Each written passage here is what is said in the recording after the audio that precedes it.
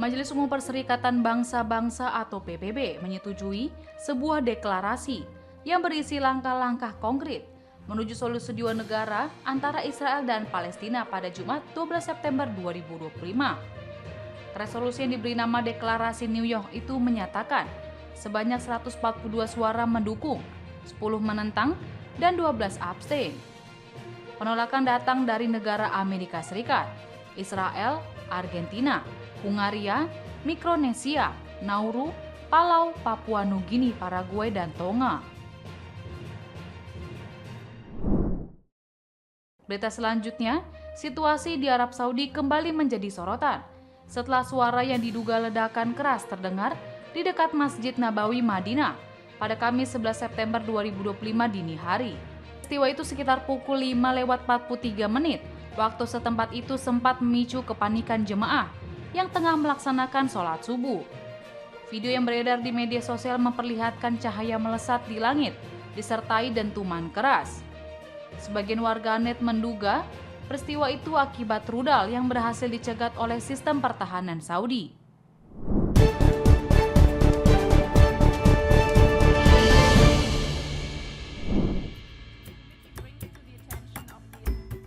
The General Assembly is now voting on draft resolution A/80/L1/.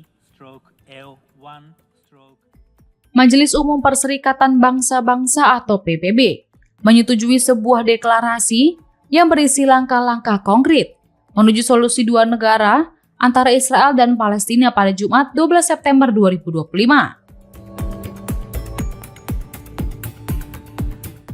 Resolusi yang mendukung deklarasi itu disahkan dengan 142 suara mendukung, 10 menentang, dan 12 abstain.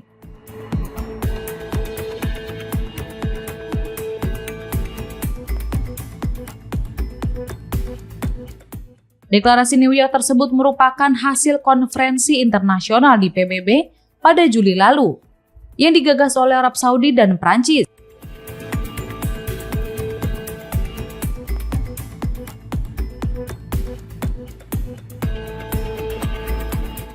Namun, Amerika Serikat dan Israel memilih memboikot acara itu.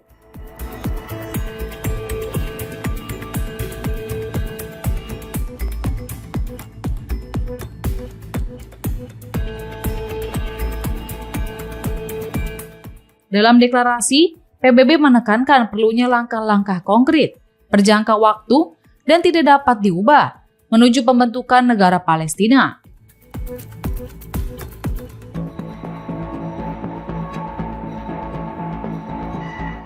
Dalam dokumen tersebut juga mengutuk serangan Hamas ke Israel pada 7 Oktober 2023.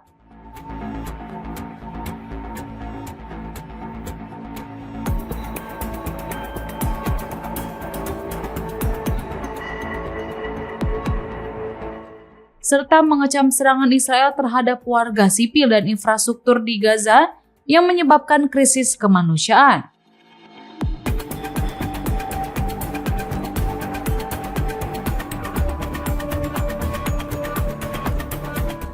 Resolusi ini didukung negara-negara Teluk Arab. Sementara penolakan datang dari Amerika Serikat, Israel, Argentina, Hungaria, Mikronesia, Nauru, Palau, Papua Nugini, Paraguay, dan Tonga. Deklarasi ini juga lebih dari sekedar mengutuk Hamas, melainkan berupaya untuk sepenuhnya menyingkirkan kelompok itu dari kepemimpinan di jalur Gaza.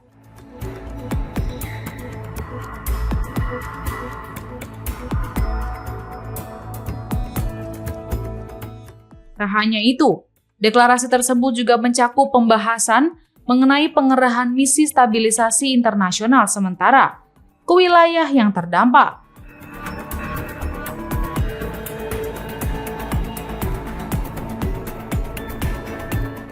Di bawah mandat Dewan Keamanan PBB yang bertujuan untuk mendukung penduduk sipil Palestina dan memfasilitasi tanggung jawab keamanan otoritas Palestina.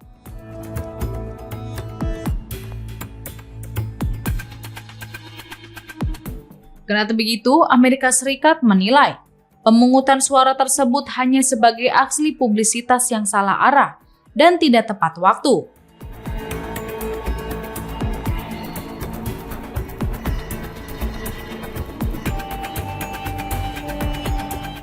Mereka juga menganggap dapat merusak upaya diplomatik untuk mengakhiri konflik.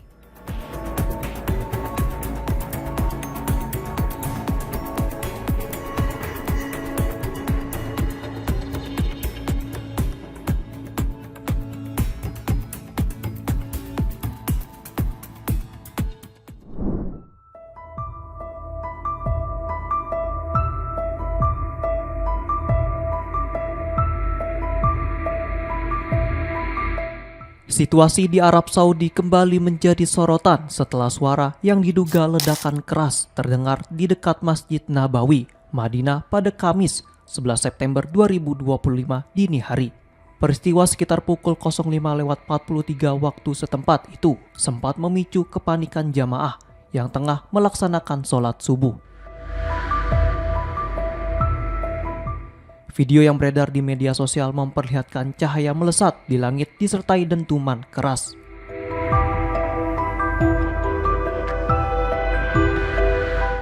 Sebagian warganet menduga peristiwa itu akibat rudal yang berhasil dicegat sistem pertahanan Saudi.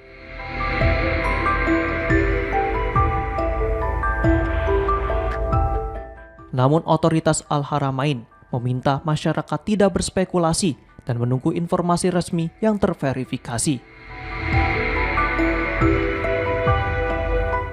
Hingga kini, tidak ada laporan kerusakan maupun korban di sekitar masjid suci kedua bagi umat Islam tersebut.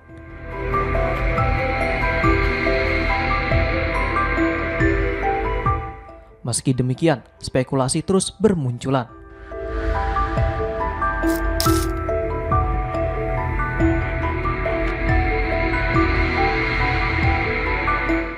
Beberapa warganet menduga rudal itu diluncurkan dari Yaman dengan target Israel, namun melintas di wilayah udara Arab Saudi.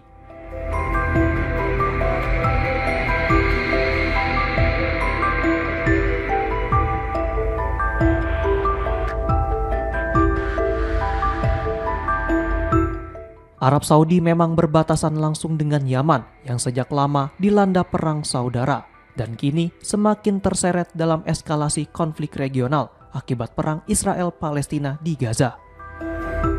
Sehari sebelumnya, militer Israel mengklaim berhasil mencegat rudal yang ditembakkan dari Yaman.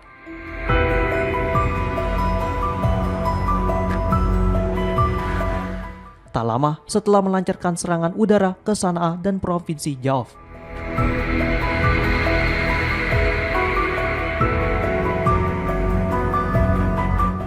Serangan itu menewaskan sedikitnya 46 orang dan melukai lebih dari 160 lainnya.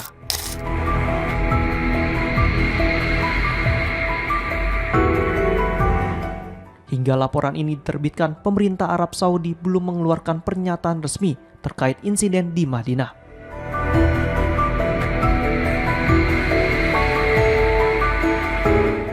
Sementara itu, ketegangan di Timur Tengah terus meningkat.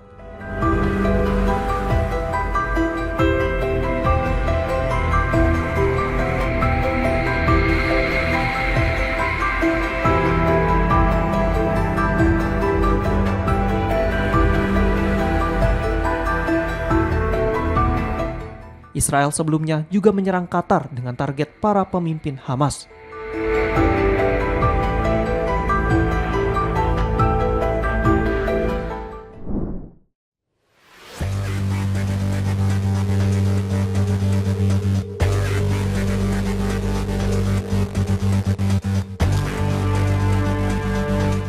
Israel melancarkan serangan udara ke ibu kota Qatar, Doha, pada Selasa 9 September waktu setempat.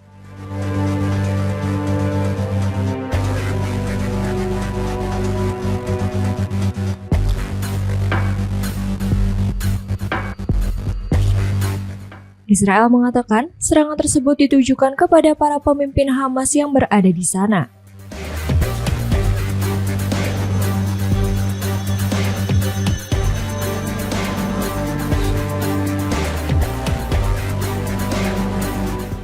Dalam serangan tersebut, 5 orang anggota Hamas dilaporkan tewas, termasuk putra pemimpin Khalil Al-Hayya.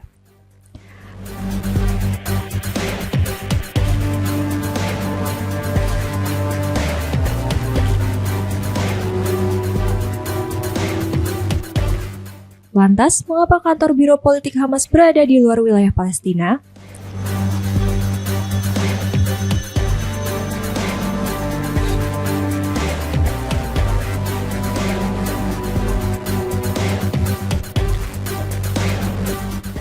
Sejak tahun 2012, ibu kota Qatar diketahui menjadi markas politik Hamas. Saat itu para pemimpin Hamas hengkang dari Suriah karena perang.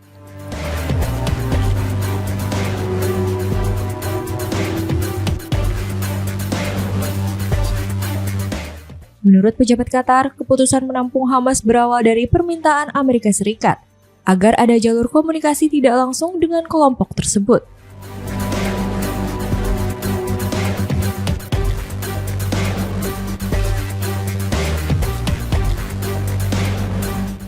Beberapa tokoh penting Hamas akhirnya bermukim di Doha, diantaranya mantan Kepala Biro Politik Hamas Khalid Meshal sejak 2012.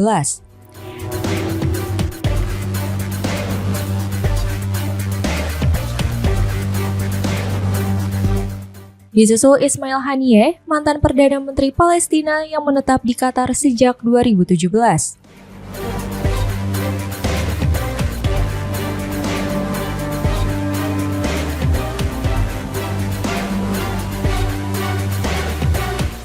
Selain mereka, pemimpin Hamas yang pindah tempat tinggal ke Qatar adalah Khalil Al-Hayya.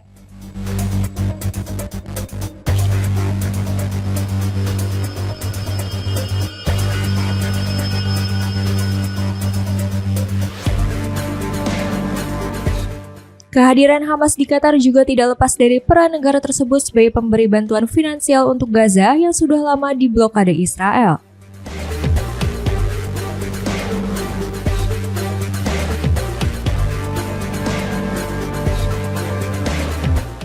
Meski begitu, pemerintah Doha menegaskan kantor Hamas di negaranya bukan bentuk dukungan, melainkan sebagai jalur komunikasi untuk upaya mediasi.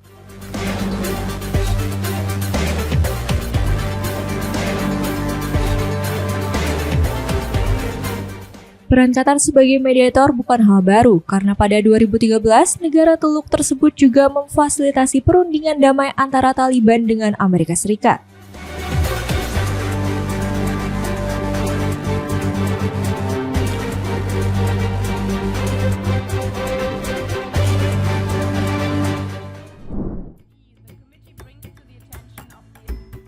The General Assembly is now voting on draft resolution A/80/L1/.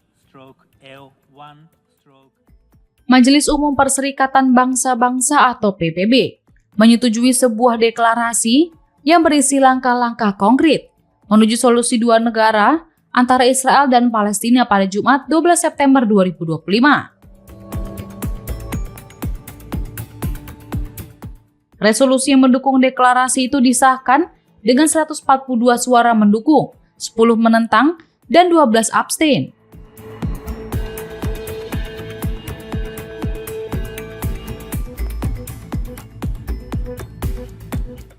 Deklarasi New York tersebut merupakan hasil konferensi internasional di PBB pada Juli lalu, yang digagas oleh Arab Saudi dan Prancis.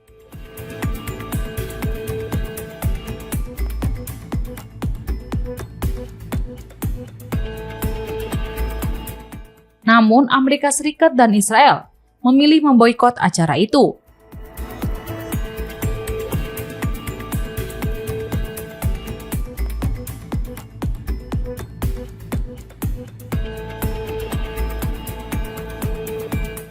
Dalam deklarasi, PBB menekankan perlunya langkah-langkah konkret, berjangka waktu, dan tidak dapat diubah menuju pembentukan negara Palestina.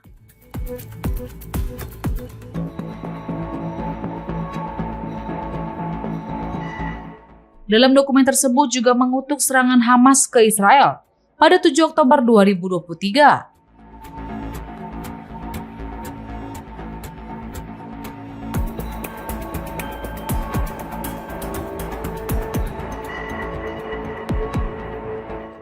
Serta mengecam serangan Israel terhadap warga sipil dan infrastruktur di Gaza yang menyebabkan krisis kemanusiaan.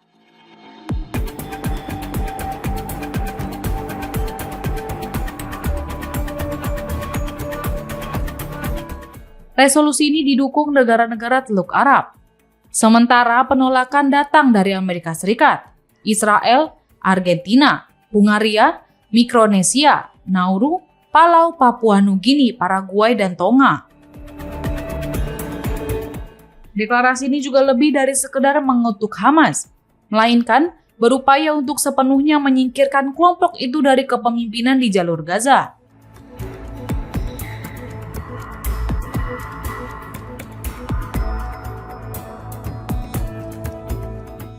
Tak hanya itu, deklarasi tersebut juga mencakup pembahasan mengenai pengerahan misi stabilisasi internasional sementara ke wilayah yang terdampak.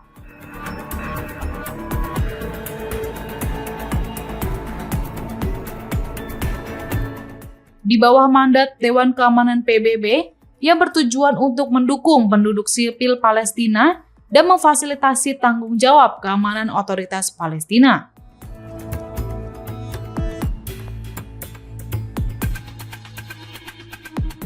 Kendati begitu, Amerika Serikat menilai pemungutan suara tersebut hanya sebagai aksi publisitas yang salah arah dan tidak tepat waktu.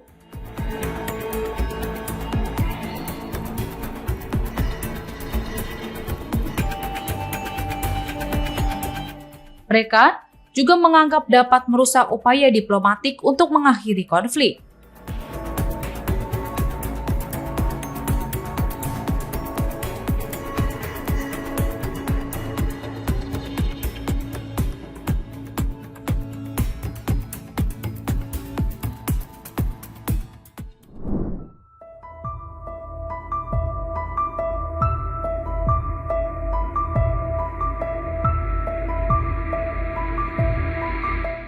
Situasi di Arab Saudi kembali menjadi sorotan setelah suara yang diduga ledakan keras terdengar di dekat Masjid Nabawi, Madinah pada Kamis 11 September 2025 dini hari.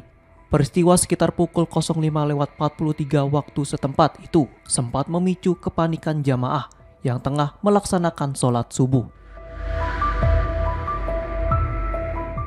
Video yang beredar di media sosial memperlihatkan cahaya melesat di langit disertai dentuman keras.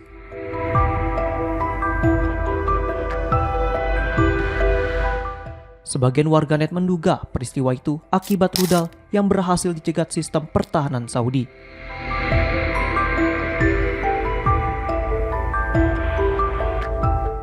Namun otoritas Al-Haramain meminta masyarakat tidak berspekulasi dan menunggu informasi resmi yang terverifikasi.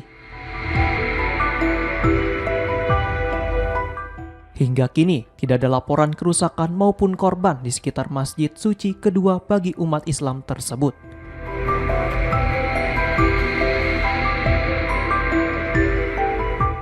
Meski demikian, spekulasi terus bermunculan.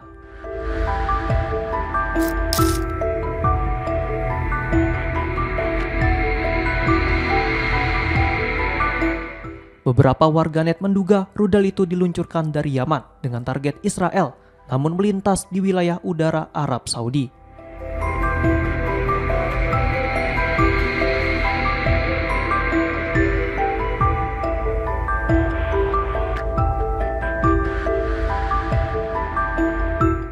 Arab Saudi memang berbatasan langsung dengan Yaman yang sejak lama dilanda perang saudara. Dan kini semakin terseret dalam eskalasi konflik regional akibat perang Israel-Palestina di Gaza. Sehari sebelumnya, militer Israel mengklaim berhasil mencegat rudal yang ditembakkan dari Yaman.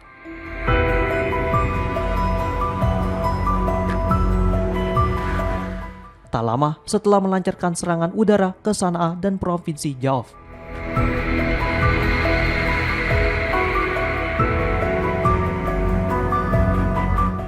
Serangan itu menewaskan sedikitnya 46 orang dan melukai lebih dari 160 lainnya.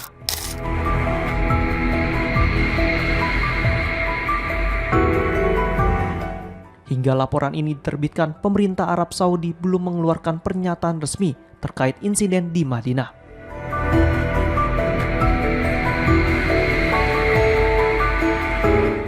Sementara itu, ketegangan di Timur Tengah terus meningkat.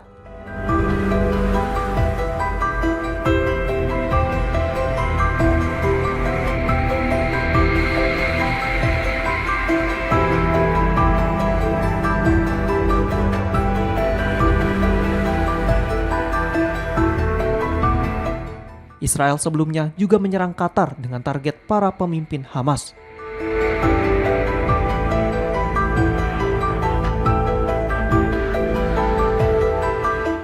Lima anggota Hamas termasuk putra negosiator Khalil Al-Hayya dilaporkan tewas dalam serangan tersebut.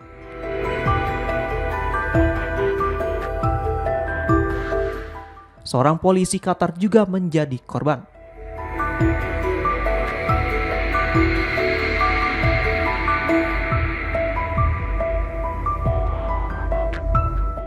Aksi militer Israel itu menuai kecaman luas dari negara-negara Arab hingga negara barat seperti Prancis dan Inggris. Сегодня мы начали совместное стратегическое учение Вооруженных сил Республики Беларусь и Российской Федерации «Запад-2020». Учение спланировано провести в два этапа. Rusia dan Belarusia memulai latihan militer gabungan besar-besaran bertajuk Zapad 2025 pada Jumat 12 September yang mencangkup operasi di wilayah kedua negara serta di Laut Baltik dan Laut Barents.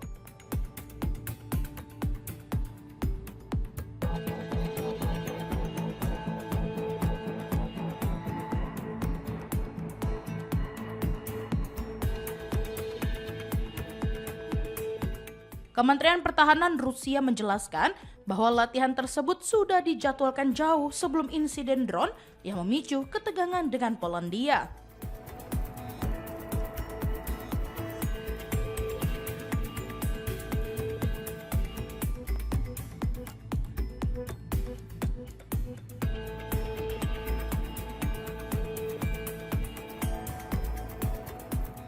Latihan ini berlangsung hanya 2 hari setelah Polandia dengan dukungan sekutu NATO menembak jatuh beberapa drone yang diduga milik Rusia di wilayah udaranya.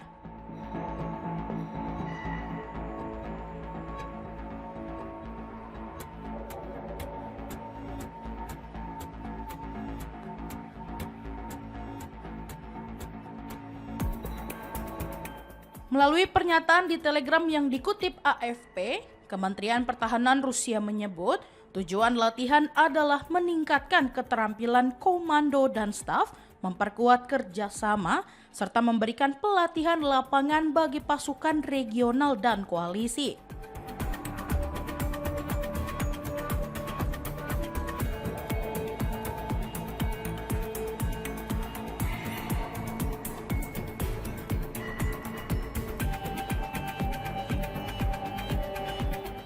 Pada tahap pertama, pasukan akan mensimulasikan penanggulangan serangan terhadap Rusia dan Belarusia yang tergabung dalam Aliansi Negara Persatuan.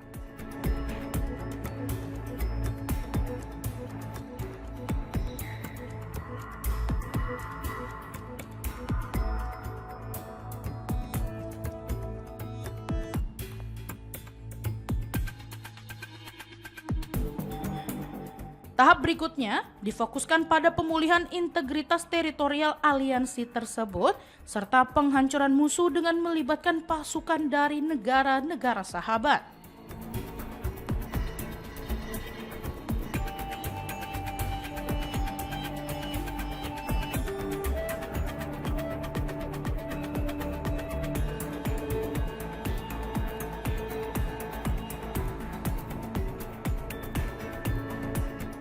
Juru bicara Kremlin, Dmitry Peskov, menegaskan latihan yang berlangsung di dekat perbatasan Polandia itu tidak ditujukan terhadap negara lain.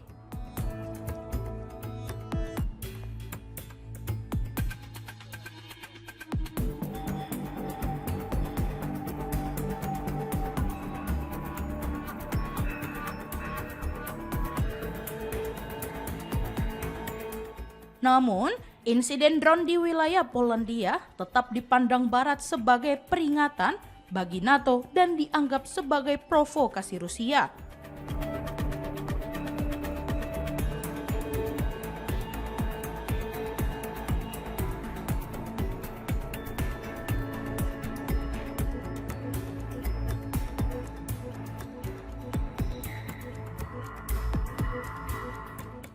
Moskow membantah tuduhan tersebut dan menyatakan drone yang diluncurkan hanya menargetkan wilayah Ukraina Barat.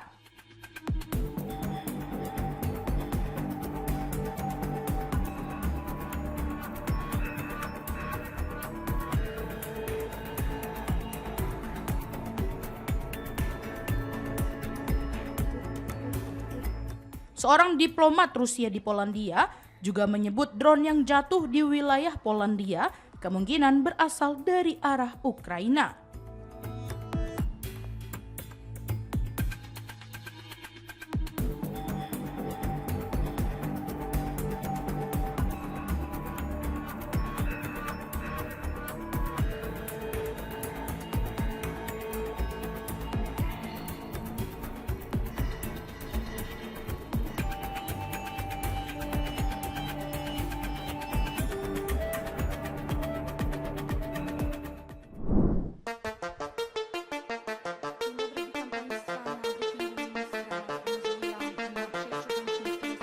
Dziś o 24:00 zamknęliśmy ruch na granicy. Polandia resmi menutup perbatasannya dengan Belarus pada Jumat 12 September tengah malam, langkah yang diambil sebagai reaksi terhadap latihan militer besar Rusia dan Belarus yang dinilai bersifat agresif.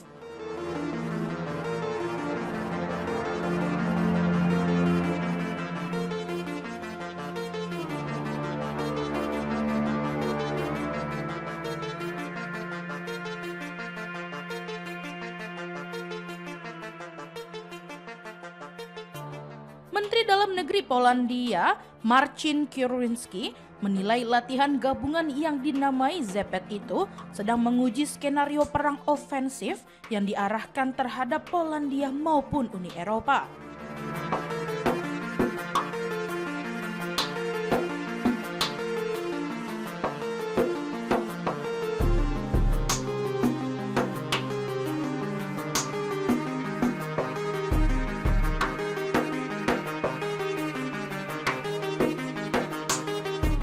Ia menegaskan penutupan perbatasan menjadi langkah pencegahan untuk melindungi keamanan negara.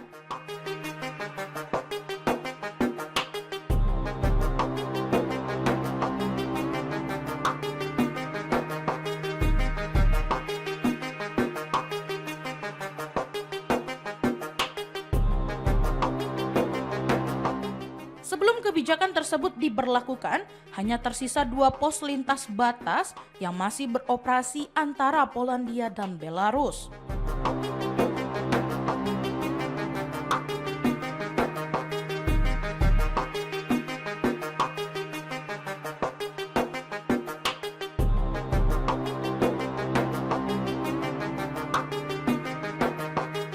Kini, seluruh jalur resmi ditutup sepenuhnya, menambah ketegangan di kawasan.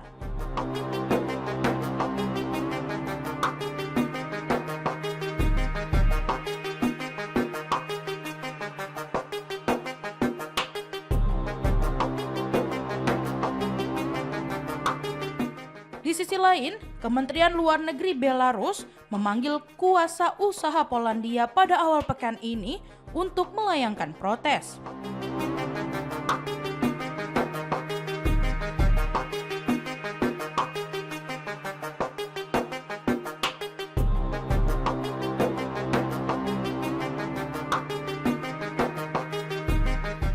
Minsk menyebut keputusan Warsawa telah menimbulkan kesulitan besar bagi warga, bahkan dianggap sebagai penyalahgunaan posisi geografis yang merugikan pihak lain.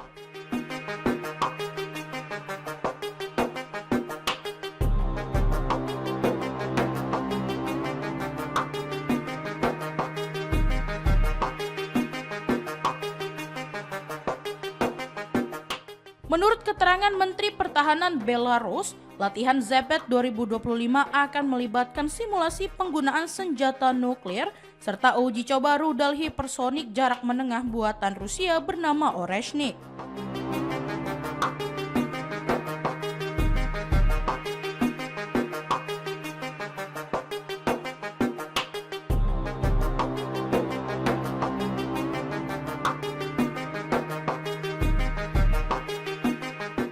Latihan itu disebut sebagai bagian dari penguatan aliansi militer Rusia-Belarus yang tergabung dalam Negara Persatuan.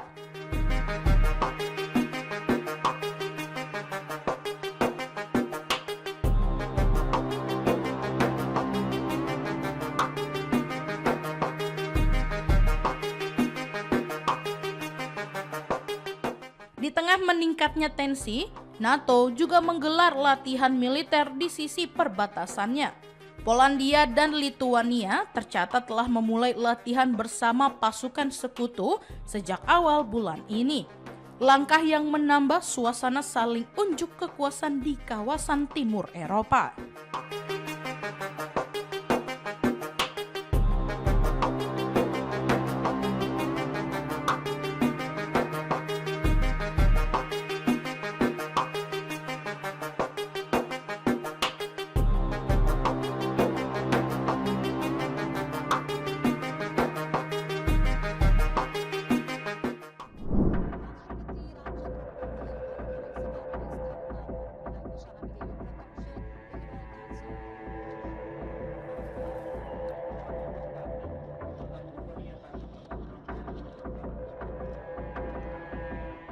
Presiden Nepal Ramchandra Paudel membubarkan Dewan Perwakilan Rakyat atau DPR pada Jumat 12 September 2025 atas rekomendasi Perdana Menteri sementara Sushila Karki.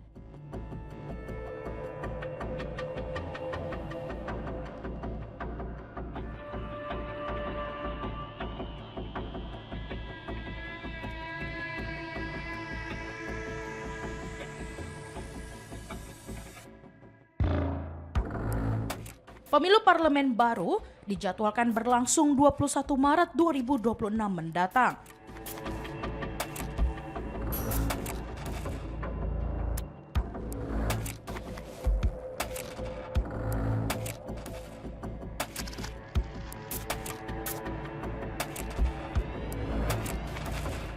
Pembubaran DPR berlaku mulai pukul 23 waktu setempat menurut pemberitahuan resmi kantor Presiden.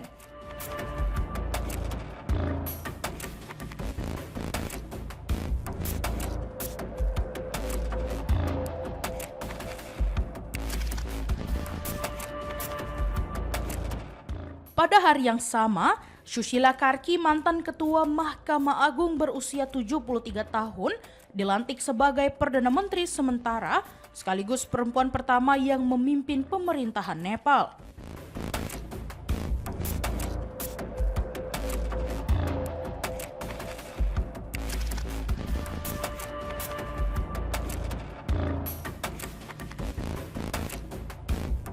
Karki menggantikan KP Sharma Oli yang mundur setelah gelombang protes besar dipicu kebijakan pelarangan media sosial.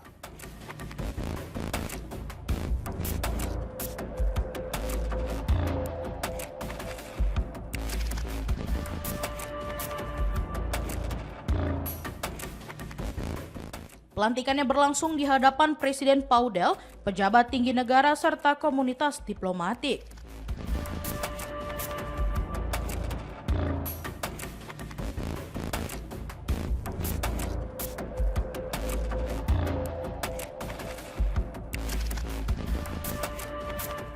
Dari jajaran mantan Perdana Menteri, hanya Baruram Batarai yang hadir.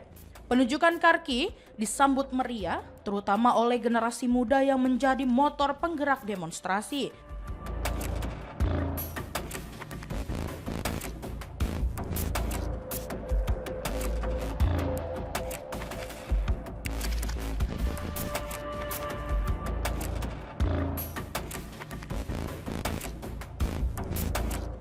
Perayaan spontan terjadi di luar kantor Presiden di Kathmandu, sementara media sosial dipenuhi unggahan dukungan.